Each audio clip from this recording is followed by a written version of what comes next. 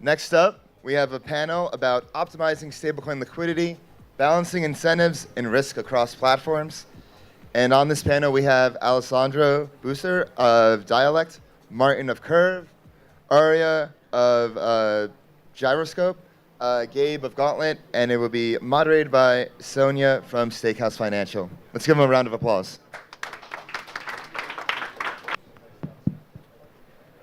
Hey guys. Hi. Hi everyone. Hi everyone. Thanks for joining us. We're talking about stablecoin liquidity today. It's probably going to be quite technical. So let's start with a round of introductions from the end. Cool. Yeah. Hey everyone. I'm Alessandro. I'm with Dialectic. For those of you who didn't see my presentation just a moment ago, we are major liquidity providers in DeFi, deploying on stablecoins, ETH, and Bitcoin. It's fully on-chain yield generation, mainly through providing liquidity to AMMs, lending markets, bridges, or anything else that pays good yield. Hey everyone, I'm Ariah. I'm a co-founder of Gyroscope. I also did one of the first PhDs on DeFi, completed a couple of years ago. And Gyroscope focuses on creating super liquidity for stablecoins. We have a decentralized stablecoin, GYD, that focuses on being as liquid and resilient as you can in the form of a decentralized reserve-backed stablecoin. And we also have a product called ECLPs, which is a more efficient liquidity pool type that also keeps the UX for LPs simple. Yeah, I'm Martin. I represent Curve here, who is like a sponsor of this event. And I play like a dual role. I have a tech background, but now I do more BD stuff. And Curve is like an AMM for stable swap. So one part of our business is stablecoins. But Curve also has a stablecoin itself, Curve USD. So yeah, depending on the dynamic, I will talk either one side or the other side. We will see. Hey guys, my name is Gabe. I work at a company called Gauntlet. We do a variety of things, both providing sort of advisory and optimization for protocols around both incentives as well as risk. So how much incentive should you spend? How should you reduce risk in your protocol? We also provide management of stablecoin strategies for yield generating strategies through a protocol that we've built called Ariah as well. So both kind of providing advisory on how to save more money through incentives, reduce risk for protocols, but then also how to maximize yield for the stables that you hold at the same time. Cool, thanks. So maybe to start high level, I would like to hear from each of you why stablecoin liquidity is important. And maybe you can weave in like the difference between primary liquidity and secondary liquidity where applicable. I start? Yeah. Yep. I mean, from like our perspective as liquidity providers, we mainly care about like the slippage in the pool. So like what we try to optimize when we work with protocols and provide liquidity is to get the users the lowest slippage on any swap that they make. And that depends on where the liquidity is deployed and how much liquidity is there. But in terms of like primary versus secondary, any stablecoin that has like not instant liquidity that you can't like atomically redeem, then it's very important that there's secondary liquidity so that lending markets that use the stablecoin as collateral can liquidate into the secondary market, and that opens up a whole new set of use cases for the stablecoins. So for me it's mainly about like having good slippage on swaps and good price execution for the users. Yeah, from my perspective, stablecoins are basically like the killer crypto use case. And if you're coming out with a new stablecoin, but you don't have very good liquidity right around the peg and like ability to actually like have people use the stablecoin and it's actually right around peg, it just makes it a lot harder to actually use your new stablecoin. So that's like part of the motivation here about like how do you design systems where you can get this like just very efficient ability to swap in and out right around peg. I think what you're getting is like primary versus secondary market liquidity. So like primary market being like where you would mint and redeem a stablecoin for like some sort of underlying asset, and secondary market where you would swap through like liquidity providers, for instance. And this is, in Gyroscope at least, like part of the foundation of how we built our design. We built this primary market mechanism so that it can handle kind of like the extreme parts of the pricing range for your stablecoin, specifically so that your secondary market LPs can have like much more efficient liquidity position. So they only actually have to focus on the region that's between the primary market bounds, and the rest of the pricing region is just handled by the primary market. Yeah, I think if you go back, then the heart rate of every stable coin is like the peg to the dollar, most of the stable coins out there. So it's like the quality, it's very visible, basically. And if you have a deep liquidity, the peg is closer. So it's like, it shows the quality of the asset at the end, basically. So that's why Curve has like, we are like a unique position in a way, because there's no primary market. Primary market is like permissioned for Curve USD. So you need a position to go back, basically. But we have, because we are an AMM, we can use it in our own pools, or we push for it to have it mostly used in our pools too. And we own the technology itself to make stable swaps very dense, basically very near trading, very close to the peg, basically. So that's. Yeah, so there's effectively two things you care about when it comes to trading in and out of stablecoins. You care about speed and you care about cost. So on the speed side, you're about to get liquidated, you need to top up your position, you need to trade out a stablecoin position really quickly. That's when you want to use secondary liquidity. You're going to want to go directly to the market, trade immediately out of it. You need that liquidity to be really fast. You can't wait a couple days for that trade to go through. It needs to happen immediately. On the other side of that, you also might care about cost. And so the issue with secondary markets is that because they're being provided by third-party liquidity providers, you're necessarily paying either like direct LP fees or like implicit fees through like market maker spread.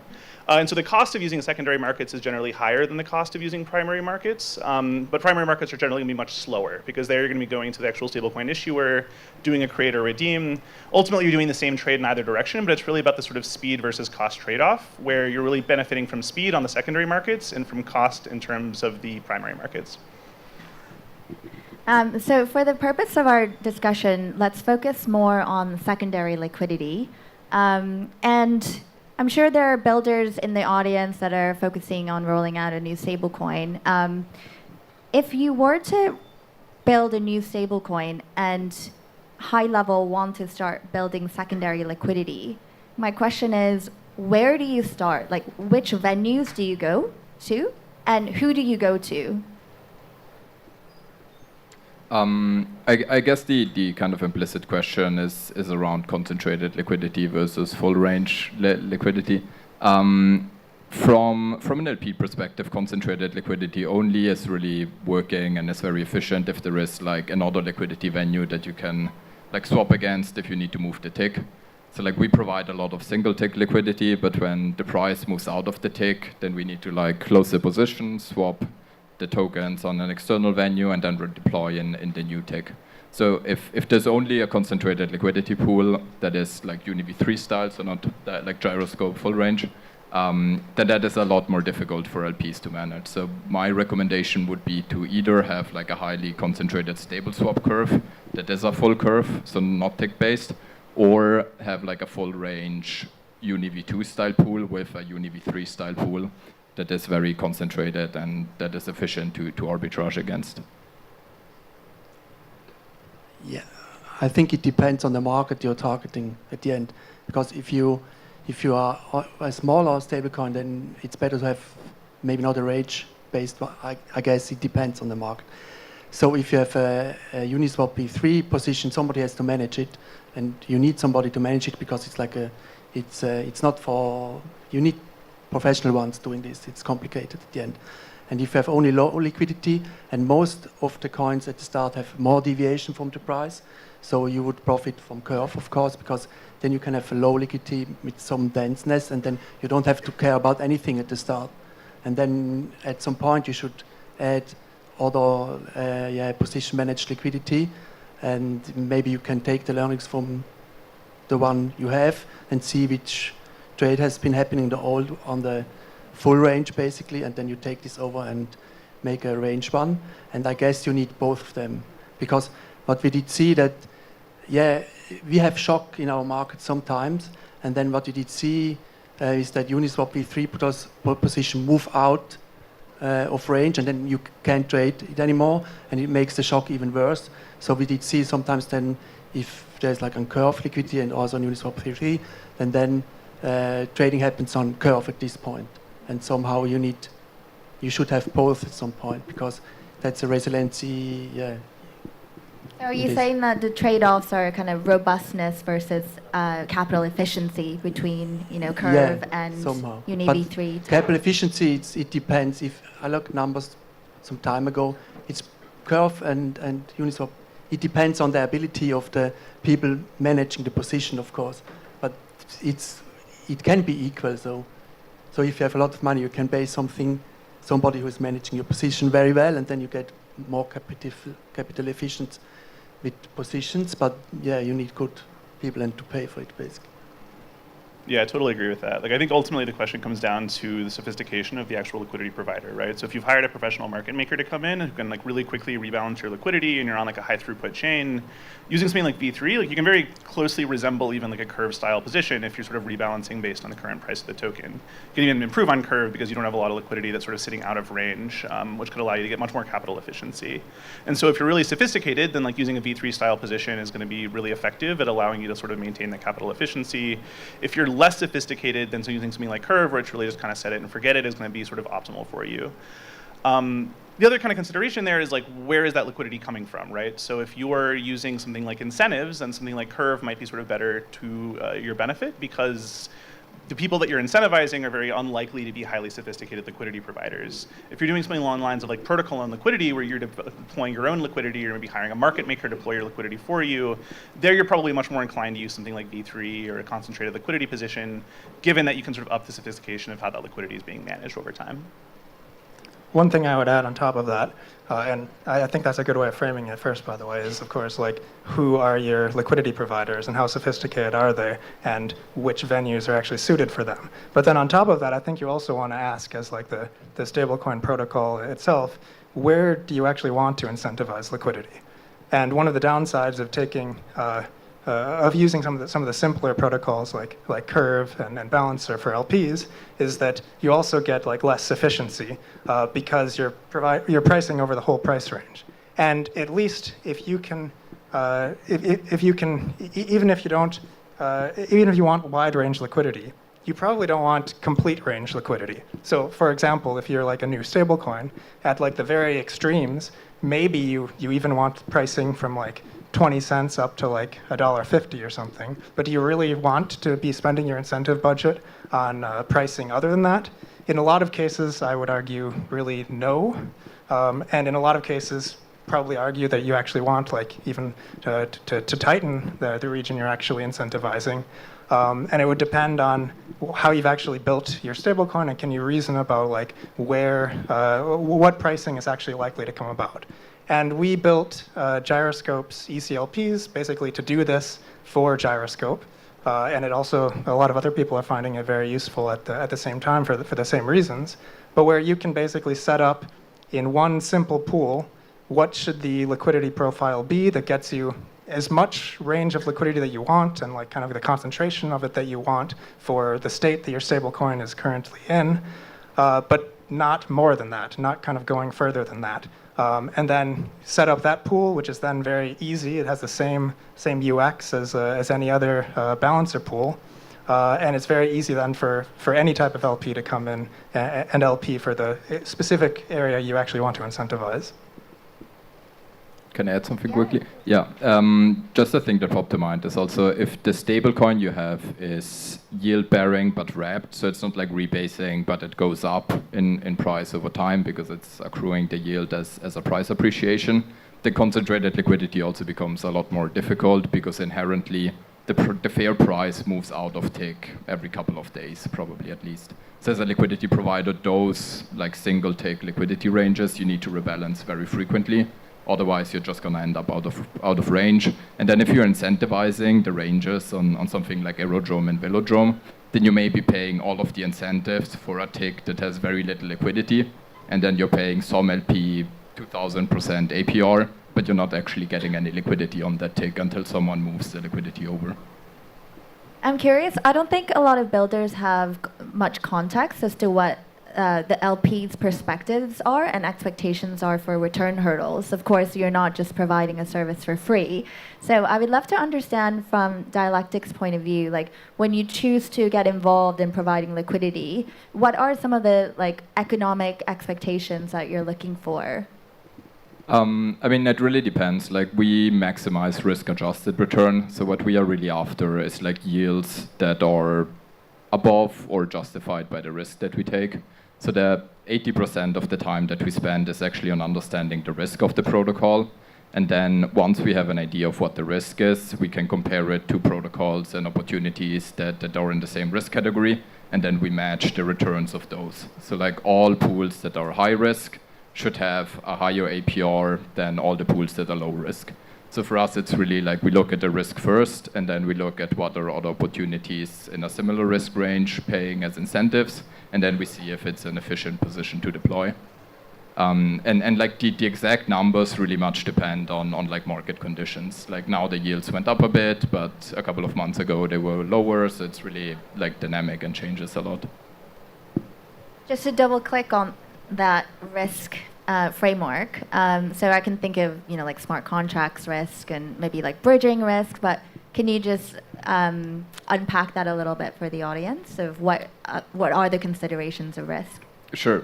So it's kind of like multiple categories. I mean, of course, smart contract risk is probably the biggest one because just like historically, most of the money that was lost in DeFi from LPs was due to smart contract exploits. In percentage, that's probably over 90% of all funds that were lost. But then we also, especially on stable coins and on like ETH pegged assets, we need to look at peg stability, collateralization, understand how the liquidation mechanisms work, what's the liquidity profile, and then also things like upgradability. Are the smart contracts upgradable? Is there a time lock? How long is the time lock? Who can upgrade? So it's like full spectrum, and basically what we look at is like what could go wrong and make us lose principal, and then we try to mitigate that as much as possible. Yeah, so I think like sort of the point out of like, hey, like the biggest issue that you have with stablecoin yield is like, what if you lose money? What if the token depegs? Like, how do you manage that? And definitely a lot of work goes into that. When those depegs happen, they happen very suddenly. Like, look at Luna, it's completely stable, and then all of a sudden crashes all at once. The other thing that people don't maybe consider as much is the sort of stability of the yield, right? So if you have a token that's achieving really, really high yield, but that yield is highly variable, the thing to consider is how often you're going to have to rebalance in and out of that token, and then what is the cost to rebalance in and out of that token.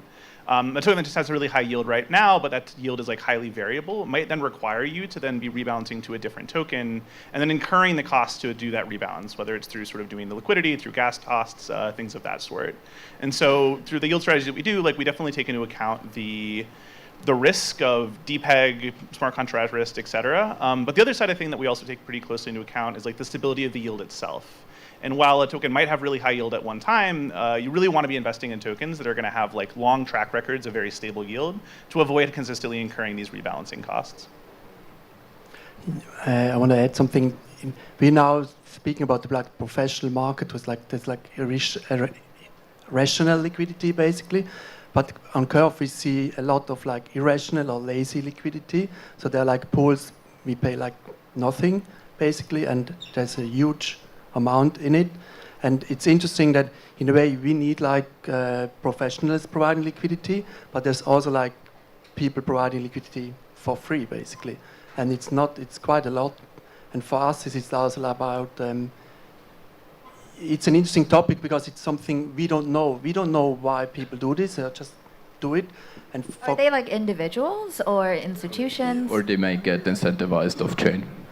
Yeah, okay, that's not a possibility. Yeah, I'm my own guy, so didn't think in this. But yeah, that's possible. But I guess it's somehow, that's our strategy we now do with Curve. It's some kind of soft power an AMM can have, basically. If it's very trusted, then people don't care that much about the smart contract risk. They say, if it's sitting in my wallet or sitting in a pool, yeah, I'm too lazy to move it. I myself have all position which earn like nothing. I don't have time to move them, to manage them, and that's like the unknown basically in this. Yeah.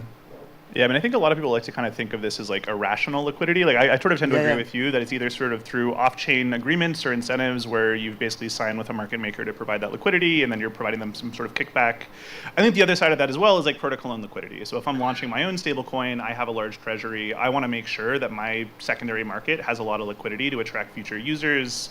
I might want to have really deep liquidity on somewhere like Curve or Uniswap in order to facilitate that. And so while maybe I'm taking a loss from sort of an opportunity cost perspective, I'm basically paying for that liquidity to exist to sort of further the existence of my own token. Good example of this would be sort of like ETH Peg on Curve. It's like a multi-billion-dollar pool, probably doesn't really need to be that deep. But through that, Lido is getting really deep liquidity for the native token. It's maybe not worth it from them from an opportunity cost on the STETH deposited. It's definitely worth it from them in facilitating the growth of the STETH ecosystem. And so I think that's kind of the other reason that we see a lot of LPs acting irrationally, when if you kind of really understand the actual reasons, I think usually LPs are actually quite efficient at rebalancing their positions. Do you guys have a good sense of, because like last cycle it seemed like, you know, a lot of the incentives are token-based incentives on chain, but I get the sense that these days there are these, you know, increasing number of off-chain agreements that are struck between, you know, protocols or stablecoin issuers and LPs themselves. Do you have a sense of like rough percentage of on-chain, off-chain incentives in this current landscape? I mean, I can give a rough number of how our portfolios look like, and it's more than half private incentives now. But pretty much since like 5 to 6 months. So it's a recent phenomenon, relatively. Yeah. Yeah, I mean, I think the reason you're seeing a sort of move to off-chain is that liquidity providers are incredibly mercenary, right? And so they might be taking incentives during periods where the liquidity isn't really necessary. So markets are incredibly stable, things are going well, like, yeah, you're happy to take that yield. Markets start to get frothy. That's when the liquidity is most important for your protocol. That's when those sort of mercenary liquidity providers are going to pull out. And so having off-chain agreements of like how consistently that liquidity is going to be provided and sort of SLAs around when and how those liquidity can be rebalanced are really, really valuable to protocols to make sure liquidity isn't disappearing right when they need it most, even if it might cost more using like off-chain incentives versus on-chain. Yeah, that's in a way, that's why you want to have lazy. On-chain, you want to have lazy liquidity because they don't move out in a risk. They don't see it, they get front run mostly, and some of the crises, they disappear in 2 days or 3 days, they're gone, so and you still have them basically. Because if you have professions, okay, if you have deals, then they have to keep it up the side, but if you have like farming, like independent organization who just go for the money, at the point they see the risk, they will just go away, and then you have a deeper problem than before basically. Well, talking about incentives, I think take PayPal for instance. You know, they were seen to heavily incentivize the utility of PYUSD on Solana recently, and we saw this circulating supply of PYUSD skyrocket on Solana. I think it was actually through Camino and other borrowing and lending protocols. But once they stopped incentivizing, the circulating supply just went the other way. So it's interesting that, you know, these things can be so cyclical based on where the incentives are, but you know, that doesn't really, it's not a sustainable way of creating utility for a stablecoin. So I was wondering if you had any views on how a stablecoin project can sustainably incentivize the growth of their stablecoins. Yeah, so I've done a lot of work with various stablecoin providers and DeFi protocols in general around incentives. The most important thing about incentives is that like it can't be the end goal. The reason a user should want your token shouldn't be because you're incentivizing that token and generating yield. It's a great way to bootstrap a lot of activity and a lot of users early on. It's not a great way to maintain those users in the long term if there aren't other ways to generate yield. Now, what's useful about incentives is quite a lot of protocols care a ton about the TVL that you already have. If you want to be listed on protocols like Morpho and Compound and start generating sort of real yield on your token, you need there to be enough TVL in things like secondary markets to enable that to happen. And so incentives are really, really good at this bootstrapping phase where you sort of have this like apples and oranges problem where it's like, how do you get liquidity in the first place to be able to start generating yield on your token? How do you get your token in people's hands? But if there's not actually a thing for people to do with that token afterwards, then the second the incentive program ends, of course, they're going to pull out. And so the general sort of idea is like, how do you make sure that users have a thing to do after the incentive program ends? And so you're not creating this sort of cyclic nature of incentives, liquidity increases, incentives drop, and then liquidity decreases. I think what you can frame it, there's like in normal money, there's like a store of value and medium of exchange, basically. But crypto invented like the third category, and this is the stablecoin as a speculative asset. And we see that a lot. Not it's PayPal, not they are like a serious player, I guess. But many stablecoins get just created.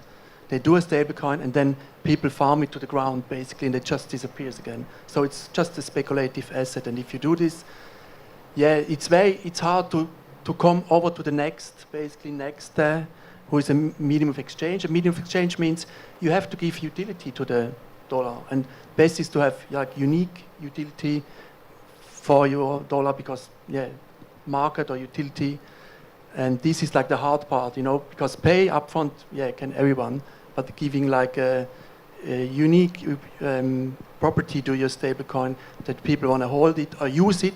That's like the first goal, and then the next step is, and this is like the voodoo of moneyness, so store of value. The end goal is you hope that people will just hold it in their treasury, basically, or somewhere.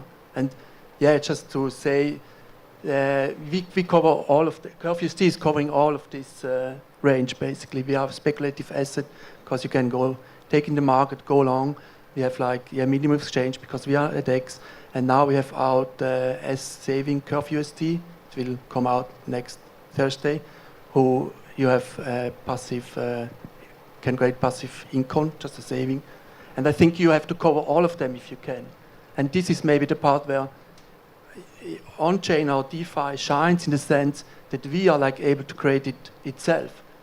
But if you're like PayPal, you have to create it however you do it. So, okay, they have a medium of exchange, they can force it somehow, but the store of value side, maybe they don't have to care because they have it off-chain anyway. So, that people are already holding the dollar in their account, so that's not their goal.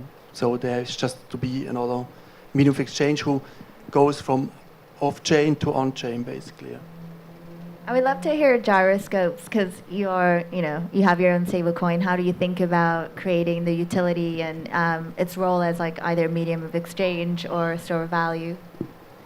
Yeah, from our perspective, incentives are best when there's like a chicken or the egg sort of problem, where basically if you can get to some sort of scale, and if you reach that scale, you think that there are actually like sustaining use cases that are available at that scale. So, like you were saying, getting on like morpho markets, or getting enough kind of liquidity to get like further integrations that can actually be self-sustaining in terms of people being able to use your token. Incentives are one way to get you over those hurdles of the requirements to get those integrations, and also to get you to sort of like the place where users are finding it very easy to actually use your system. If you start a new stablecoin, but like it starts at 0 or very small, just the slippage to get in and out of your system makes it like basically impossible for any normal person to use it. But even getting just like a few million in, like already starts to overcome that hurdle, and then you can worry about the next hurdles. I mean, I pretty much second everything that was said here. One maybe small thing to add is also that like high APRs are a good marketing tool. So like if you have a pool that is paying a lot of APR even for just 2 weeks, you may get a lot of users who just find out about the protocol, they see the big number, they do some research, they read the docs, they understand the protocol, and then if the yield is not there 2 weeks later, they still did the work and still now have a better understanding of your product. So even just that is probably beneficial. But then if there's no real utility for the token and the incentive is gone and people stop farming it, then they will just put the liquidity somewhere else that has incentives. Do you guys find a lot of like incentive programs for creating utility and integrations over just liquidity, secondary liquidity? Yeah, I mean, like most of the protocols that we work with, they have some liquidity KPIs that they need to meet for getting listed on lending markets, for getting listed on centralized exchanges and things like that. So it's usually they need a lot of liquidity on specific pools for some known period of time. And then what happens after that, it's either it takes off or it doesn't. But most of the time, like the flywheel kind of works. So once you have this utility, once you get yield on lending markets and so on, then there's additional reasons for people to hold a token, and then you can scale the incentives down and hope that the thing takes on a life of its own. Yeah, it's explicitly something that we at Gauntlet have been helping protocols with. So we both are a vault curator on Morpho, so we're basically managing risk for various Morpho vaults. And then we also provide sort of both incentives and like protocol and liquidity services for protocols as well. And so a service that we often are providing are people that want to get listed on Morpho, come to us and basically ask how much liquidity do I need in these secondary markets to feel safe with a Morpho listing. We can then basically facilitate that happening, both on how do we sort of bootstrap that liquidity through protocol and liquidity and incentives, and then also on the Morpho side of like how do we spin up new markets as well as manage the risk of those markets. So it's very explicitly something a lot of protocols are interested in. Yeah, I think the lending market is interesting because you want to stick it somewhere. The lending market makes the liquidity flow lower, basically. So you add a usability, but you also get it stuck, and that's a good thing, basically. This might be kind of a technical question, but like, if I have a stablecoin and it's got X TVL, like, how do you know how much liquidity you need?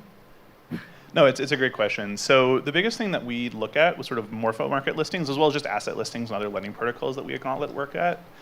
It's really sort of focused on like slippage versus like size of position. So what we use at Gauntlet at least is we have sort of stochastic simulations where we basically simulate, okay, if the market suddenly drops in a certain way, the token might depeg in a certain way that's like based on historical data. How many liquidations do we expect to happen? How much trading volume do we expect to occur all at once? And so if that number is, say, $10, $20 million, the liquidation discount for like liquidating is like a 1% discount to liquidators. You need to be able to trade out of that, like say $10 or $20 million at like under 1% slippage in order to like allow for the liquidation mechanism to occur for lending protocols. And so it's basically how we think about it is like, what's the max depeg that we might expect to see? How much liquidations is that max depeg going to cause? How much liquidity do we need on secondary markets in order to support that liquidation? And then sort of monitoring that over time, right? Both making sure that there is enough liquidity to enable a sort of listing in the first place, and then also like how have liquidity conditions changed? How has like the position within these lending markets changed as well over time? Is that number pretty variable depending on the design of the stablecoin? So like say CDPs versus like fiat backed? What it takes into account is like the volatility of the stablecoin. And so if you have something that's like sort of more centralized and like backed with a sort of one-to-one central entity, you might feel a lot more comfortable with like expecting a lower number of liquidations because you don't expect a depeg to occur. So you feel a lot more comfortable with like less collateral and less liquidity for something like say USDC, as opposed to some kind of newly launched coin that like nobody's really heard of. If you don't expect a large depeg to occur, or if a depeg does occur, you only expect it to be, say, 1 or 2%, versus like you're sort of worried about a very large depeg of 50 or even 100%, that changes the risk profile of the coin quite substantially. And so there, what you're really doing is you're looking at sort of both historical data around the token itself, or if that doesn't exist, really deeply understanding what is the mechanism for that token and how likely do we think a depeg is to occur. I think if you look at the sophisticated market, you have a lot of money, you can hire something to do it for you, like you basically. But if not, then you should just look how others do it. You should look like for a similar coin, token, and see how they did it and replicate basically, because that's the cheapest way. You can do it yourself somehow, and then you have a learning process during this, doing this. And I think the difficult thing is to find a matching stablecoin who is like similar to yours, because then you find out, you replicate also the business idea, and then maybe, you don't do it anymore, but yeah. I have a question for you actually. Are you monitoring that on a running basis? And if like the slippage goes above the threshold, then like the curators start removing liquidity from the vault and delisting it even at some point? Yeah, explicitly so. So yeah, we're basically monitoring on-chain liquidity in sort of real time. If that liquidity starts to dip, then that would then cause us to start to change there's like some supply limits or like the collateral ratios on these vaults with the goal of basically like de-risking these things. Now, of course, like we basically expect to have like much more liquidity on secondary markets than is actually necessary, so that like a say 10% drop in liquidity like shouldn't cause us to panic. We're sort of taking into account like the historical volatility of liquidity as well. The other thing we look at is sort of the concentration of liquidity providers. So if there's like one LP that owns 100% of the secondary liquidity, that's obviously a lot more scary than if that's diversified over like say hundreds of LPs. And so that's the other thing we consider is sort of the concentration of that liquidity as well. We have 5 minutes. One last topic I wanted to explore was multi-chain or cross-chain liquidity. So obviously, this year Solana has really been a standout chain in terms of increasing circulating supply of stablecoins. On Ethereum land, you've got L2s really starting to overtake mainnet in terms of number of transactions. So when you think about building liquidity and this fragmenting infrastructure, how would you advise projects to take advantage of the evolving nature of fragmenting infrastructure and maybe the increased burden that comes with trying to build liquidity in all these venues or places? I would say they should make a strong bet, basically, because you can play on every market. The technology is not there, basically. So it's like, or maybe we are coming at this point who it works, but you have to say, that's my home chain, and we're going to bootstrap there, or maybe add a secondary at some time. Because otherwise, you don't have the money to play on every market. So that's like, that's my advice, basically. So it's pick the chains that you want to focus on and because otherwise will get lost. Because somehow, for me, every chain is an independent cities or village somewhere, and we have very small villages who nobody goes there, or only the guys living there, basically.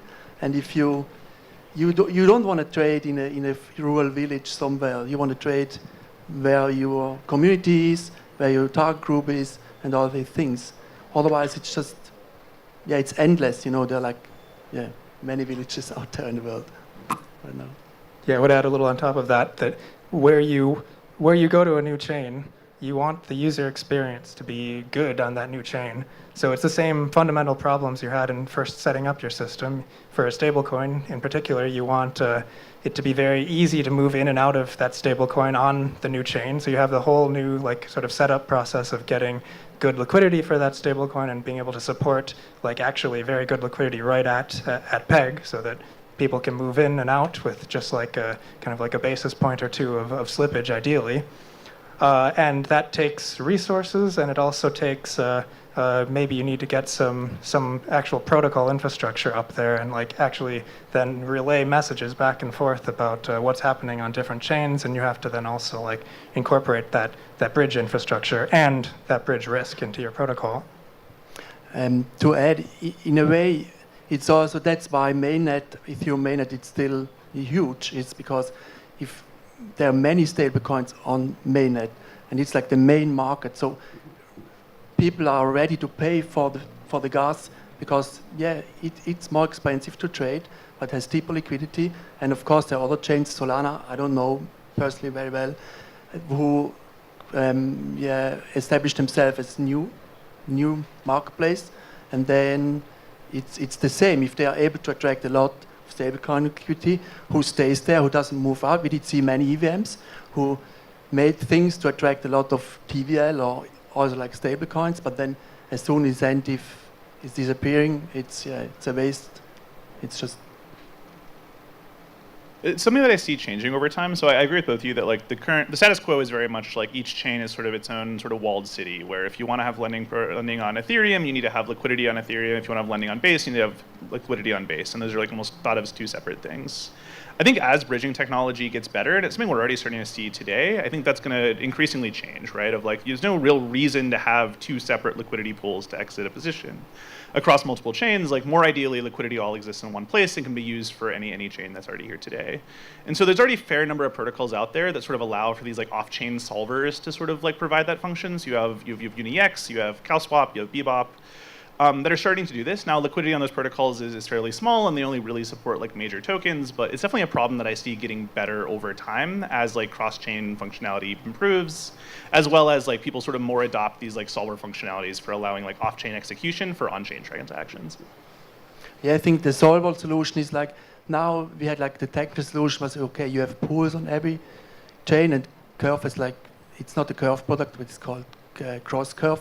They use pools to synchronize over different chains. But I think the solver, it's a better UX basically, because people, they don't care on which chain the liquidity lives. They want to trade an asset to another one and say, yeah, I want to have this asset. And for the most of them, they don't care about the security of this special EVM. And they don't care if it's not so strong, maybe. Professionals one do, but most of the EVM chains or chains who get a lot of liquidity, they're like serious players, and they're like safe enough, basically, for this. So. Yeah, just as an anecdote, like the Gauntlet vaults that we manage through Ariah, this is explicitly how we provide rebalancing. We're not using liquidity. We provide fund management across sort of multiple chains. We're on Base, we're on Ethereum, we're on Polygon. The way we do rebalancing is generally through these solver networks, and we found that like liquidity is much better on these networks, especially when dealing with like low liquidity chains. And so this is already something that we're doing for rebalancing.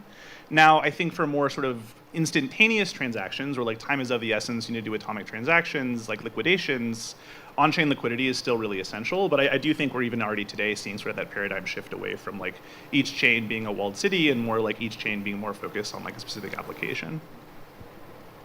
Yeah, maybe one last thing on my side as well is that when you expect liquidity providers to provide liquidity to your token on another chain, there's like new levels of risk that get introduced. So there's like the risk of the new chain, what's the security guarantees, settlement guarantees of all of that. But then there's also all of the bridge exposure, where there's kind of a trade-off where if you use the native bridge to a roll-up, then that's very safe. But then if we need to get out of the chain, then we take a 7-day, basically no yield opportunity cost.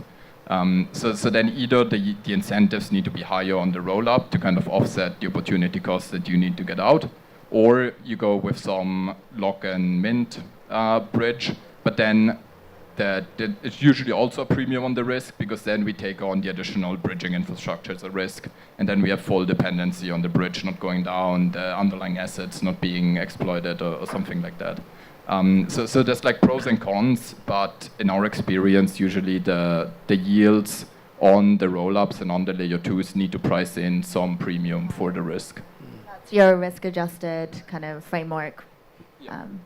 Cool. Well, so time's up, but if we could go around to wrap up, if you could provide one piece of advice to stablecoin builders on liquidity, what would that be? Quite general, but... I mean, I guess the biggest thing that I would say is just have a plan. I think that a lot of protocols kind of come in and they spend a ton of money. They want to like really quickly bootstrap a lot of activity. They want to get super popular on Twitter. They spend a ton of money, they might get a ton of liquidity all at once, and then that money runs out, and then all of a sudden, like, they're completely unknown again. And so the biggest thing is really just before you spend $1, like, have a really clear plan of like, what KPIs are you tracking? What do you care about? What are your actual goals here? What is the long-term plan for sustainability for your ecosystem? And then monitor that plan over time. Once you go live, like, how are those KPIs performing? How are things doing? How can you pivot the program that you're running in real time to make sure that you're actually achieving the goals that you thought you were? And so pretty high level, but I'd say that's my biggest piece of advice. I would say don't make spray and pray, because I did see not stable coins who did like, they used their coin to do BD in the sense to deploy it on their friends or their network, deploy on pools and projects, and in a way, yeah, you shouldn't do that, I guess, because it doesn't help really with the liquidity. It's good for your network maybe, and maybe it's worth too, but it's not about liquidity if you do that, so you should avoid that. And some do it because they think it's like less risk. They say, okay, if I have my stablecoin in many different DEXs, then it's more safe. Yeah, I don't know. It's maybe you can do that, but I think you shouldn't. I would say think about where you actually want to incentivize liquidity, and make sure that you're using your incentive budget as most efficiently as possible to actually get the liquidity that you need to like get to the next steps for mostly in terms of integrations, but also in terms of like what users need. And then make sure you're not spending your incentive budget on parts of the pricing range in particular, I guess, that you really don't need. Yeah, and just make sure that you're attractive to liquidity providers on like a risk-adjusted basis. So there's a lot of things that you can do, like adding a time lock to your upgradable contracts, like paying a bit more to get like a very good auditor. These are all like small things that really like give the LPs assurance and then also allow you to like pay less for the yield, because all the yield should price in some levels of risk, and I think the protocols themselves can do a lot to decrease the risk and therefore be more attractive to LPs, and therefore have to pay less incentives to LPs in order to get the liquidity. That's really helpful. Thank you, guys, and a round of applause for our panelists. Thank you too. Thanks for hosting.